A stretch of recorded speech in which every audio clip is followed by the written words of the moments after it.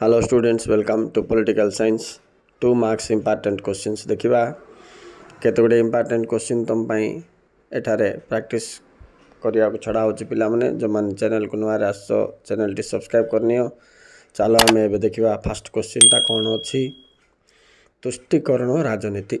एटा गोटे important question. Are अर्थ ना देश रे अनेक राजनैतिक दल गुडी को निज भोट बैंक रो सुरक्षा पाई लोक माननकु विभिन्न प्रलोभन देखाई राजनीति करती। प्रलोभन जमती कि तुम संरक्षण सुविधा को, रोजगार योजना को, ऋण छाड़ इत्यादि इत्यादि माध्यम सेपरी धर्म, भाषा, जाति, आंचलिक भित्रे लोक माननकु मतई दल माने निजर भोट बैंक प्रस्तुत करिवारे जो राजनीति करती यह त्रुटिपूर्ण राजनीति बोली कहा जाए।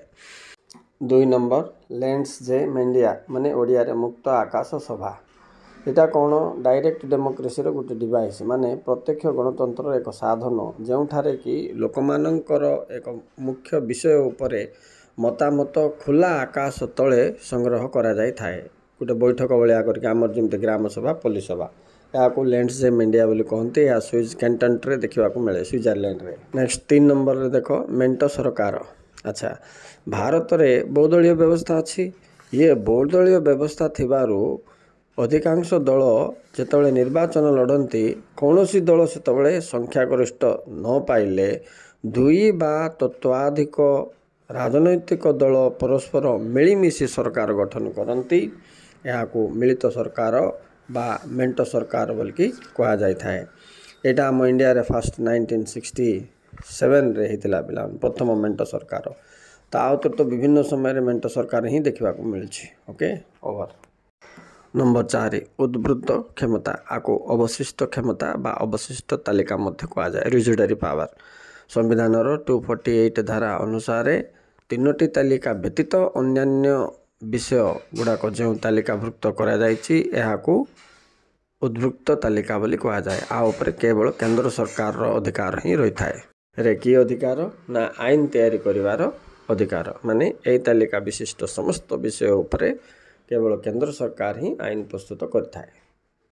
नेक्स्ट देखो 73तम संशोधन आईन 73rd अमेंडमेंट एक्ट। एटा शेड्यूल 11 माने आमर अनुच्छेद 11 रे आसीबो। ग्राम पंचायत बा पंचायत राज व्यवस्था सहित जड़ित यही संशोधन धारा अनुसार पंचायतर कार्यक्रम 5 वर्ष और एठारे ST SC एवं वोमेन मानक 33% रिजर्वेशन होती बोलिया जिनस दर्शा जाइछि।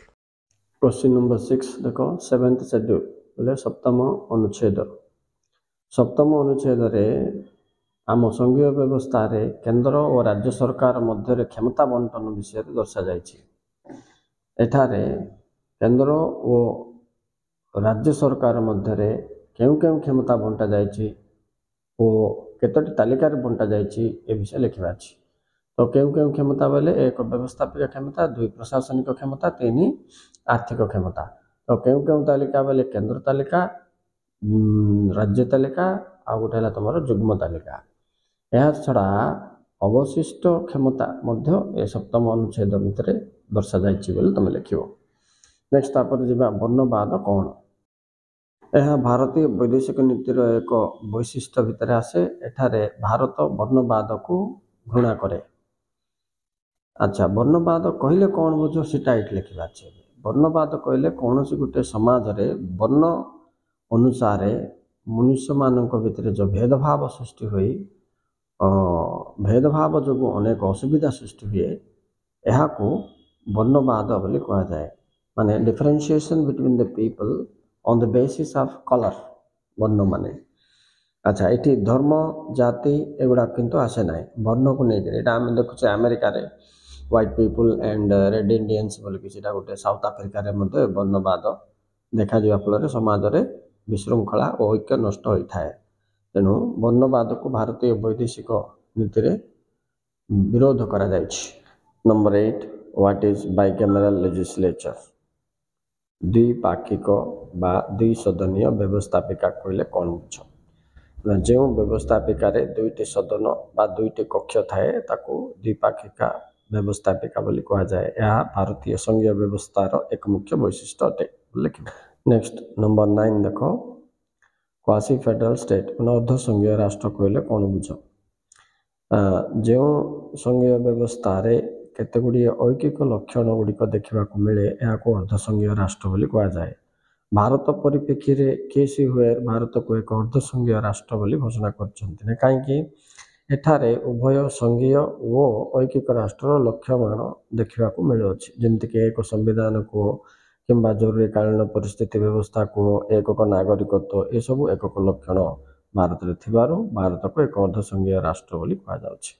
ओके नेक्स्ट 10 नंबर देख व्हाट इज कोल्ड वार शीतल युद्ध कौन।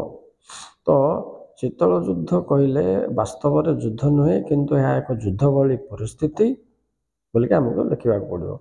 यह 1945 रु आरंभ करके 1992 पर्यंत रूस और अमेरिका मध्य चली एक प्रकार तिक्तता और युद्ध भली परिस्थिति को शीतल युद्ध बोली कहुए।